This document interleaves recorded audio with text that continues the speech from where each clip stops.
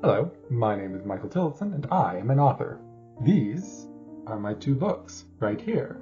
Let's ignore this one for a moment, and we'll focus on this one, my first book, The Heart of the World. So, I don't exactly have a huge audience, so whether what I'm about to say will hold up when I hopefully do have a larger audience someday is yet to be seen, but when it comes to people reading The Heart of the World, I find that people seem to fall into one of two camps. Either A, they read maybe the first chapter or two and then stop, or B, they finish the book and really like it, but say it had kind of a slow start.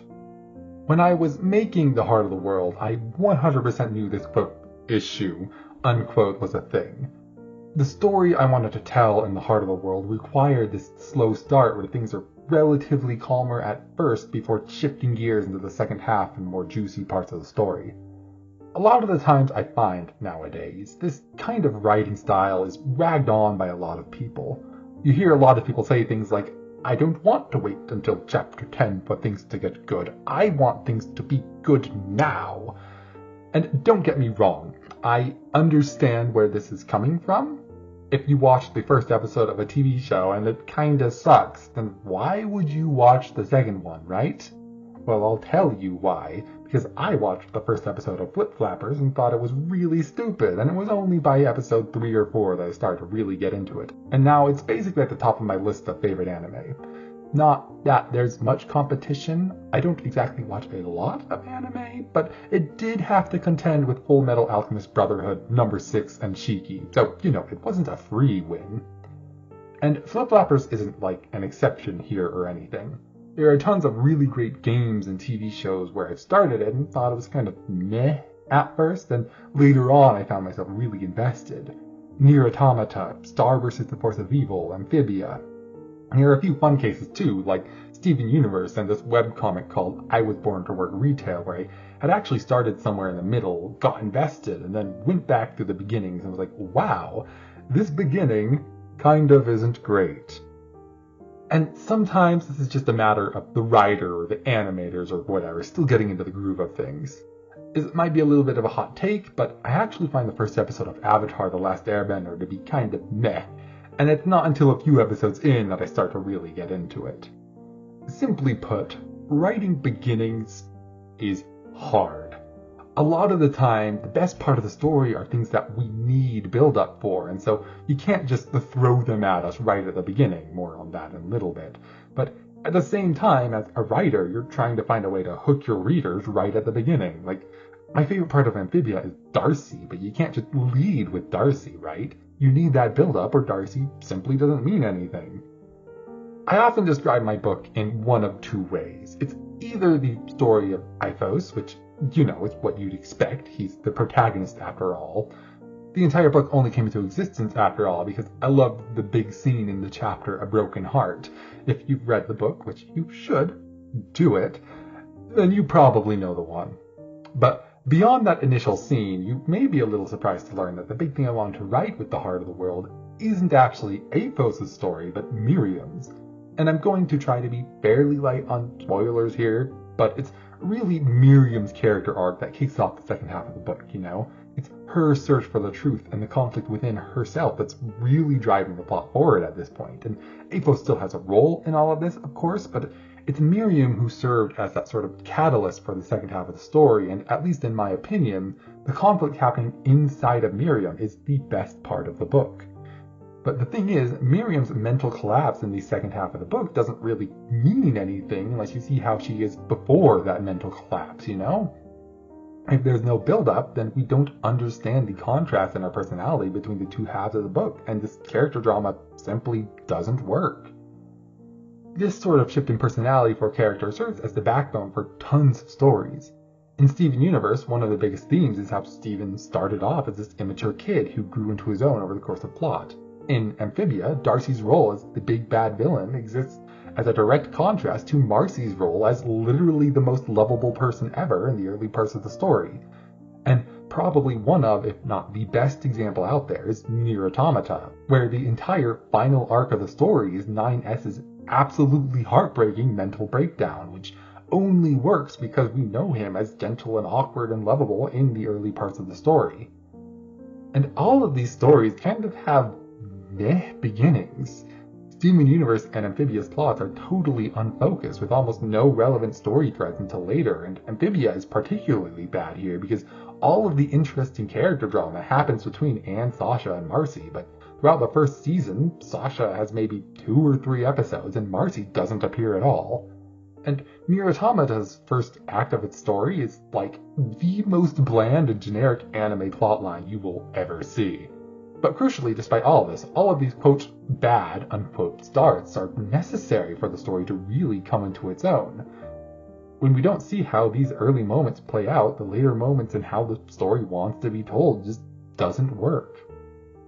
It's a shame that slow starts are hated on so much nowadays, but let's put that to the side for now and just talk about what you can do to try and keep your audience interested in your slow start. First and foremost, I just want to make a quick disclaimer that some people are just going to hate your slow start no matter what you do. People who hate slow starts are going to hate slow starts, but maybe we can hook a few extra audience members for you. So let's start with something that doesn't actually apply to books, but one thing you can do, especially with a visual medium, is give your audience something else to be invested in during the early parts of your story. This could be a unique visual style or a soundtrack or something. Video games have it particularly easier here, because even if your story isn't immediately gripping, good gameplay can carry the game for you. Heck, sometimes the story never even needs to get good, like with Harvestella, where the story is pretty awful right from the beginning all the way to the end, but I still put 60 hours into that game because sweet baby corn, I like me some farming RPGs. I don't feel like this needs a lot of explaining. If you have something else keeping your audience hooked, then you don't need the other thing to keep them hooked as much. They can be entertained by the cool animation, or the neato soundtrack, or the fun gameplay, keeping them attentive and invested until the story picks up its pace. But as far as books are concerned, you can't really do that as much. You can maybe get the soundtrack if we're talking about an audiobook, but really with a book, you're going to have to get readers invested with the story and the story alone. And if your audience has a short attention span or simply isn't interested in a slow start, then how do you get them to stick around for the early parts of your story? As far as I've seen, there are 2 big main ways to still draw your audience in. The first is to try to set up a mystery or a question that the reader wants answered. In the early drafts of The Heart of the World, Sophia was notably absent from the story pretty much entirely after the prologue. Avos would drop a mention or 2 over here and there, but that was it. But in the final version, there were these strange scenes where Sophia shows up completely at random, but she never says anything, and it never actually makes sense, and it just leaves the reader wondering, what the heck is going on here? Why is she just randomly showing up, and what does it mean? And this question gets answered about halfway through the story, giving the reader to something to keep reading for until they're just invested enough to want to keep reading anyway. And again, while my sample size is relatively small, from what I've heard people talking about The Heart of the World, this worked. Everyone who read it before this was added really loved the idea of this addition, and everyone who read it after said it was a good mystery they wanted to solve. The other big method I've seen is to provide a hint towards the greater plot going on. The first example that comes to mind for me is Amphibia, which at the end of the first episode ends with this really ominous scene. Anne has just settled in with the Planters, and she writes in her journal that she hopes Sasha and Marcy are okay, because she is. Then we flash to an image of Toad Tower in a rainstorm, and see this big, intimidating general guy walk into a room. Lightning flashes, and we see Sasha being held prisoner in a cage, and the general holds up Anne's missing shoe and says, "Now we know you were lying to us. Now we know there are more of you." Like, sweet baby corn, do I want to know what's going on with that guy, you know? These kinds of cuts to the big villain are always a great way to do this because they really show that threat looming on the horizon, right? Like, we know big scary General Toadman is looking for Anne now, so while Anne is having a swell old time with her Monster of the Week shenanigans over in Wartwood, our brain is left buzzing about Sasha and this mysterious villain. However, with both of these methods, it's important to note this can't just be a one-and-done thing. You need to make sure to follow this up and keep this plot thread running through the rest of your slow start. In the case of Amphibia, for instance, they never really do anything with Slime from Grime. That's the big general guy. He says this, but when Anna later does meet some toads from Toad Tower, they don't actually have any idea what she is, and the few flashes we get of Grime and Sasha throughout the season really don't follow up on this at all. Because, as it turns out, Grimes isn't actually looking for Anne or Marcy, apparently.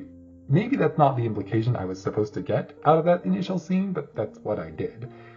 And back to the example of my book, when I wrote in these new scenes with Sophia, I made sure to keep track of how frequently they were happening and tried to make sure they happened frequently enough that the reader would never be like, oh yeah, I forgot that was a thing. Whether or not I did that successfully, I don't actually know, but nobody's said anything about it feeling off, so that's a good sign, I suppose. I hope one day the idea of having a slow build-up to a story comes back into fashion. When I was writing my second book, The Witch of the Starlit Coven, that's the one I threw back there. This one, right here, look, got pictures in it. Anyway, I wrote that book with the intention of it being a lot quicker and snappier, you know. I explicitly tried to avoid the slow start of Heart of the World, and I like The Witch of the Starlit Coven, don't get me wrong. If I didn't like it, then I would have just scrapped it instead of getting it published, something that I actually did do with what would have been my third book. But for as much as I do like Witch of the Starlit Coven, I feel like it's not nearly as good as Heart of the World is. And a big reason for that is it doesn't have that slow start. You don't really spend as much time with these characters, and you don't see what their life is like when the plot isn't as intense as it is. And though I still made efforts to show that side of these characters, I mean, the whole premise of the story is one of those high school / fantasy adventure double life things, I still feel like who these characters are never came through quite as well as the characters in Heart of the World, you know? And that's just kind of a shame, but it's also just a natural result of making the story so much quicker and snappier. While I'm talking about my own books right now, this is definitely true for other stories not made by me as well. This is a big part of why video games and TV shows are my favorite storytelling mediums. We just spend so much more time with these characters that it feels like we grow to understand them in ways that I rarely do with characters in a movie or other short-form media. I haven't mentioned books here because it feels like books can kind of go either way on this scale, just depending on how they're written. But anyway, that's all from me, and I'll see you in another video. I mean, hopefully, I guess. This video had a little bit of a slow start, so hopefully that doesn't scare you away. Okay, bye-bye now.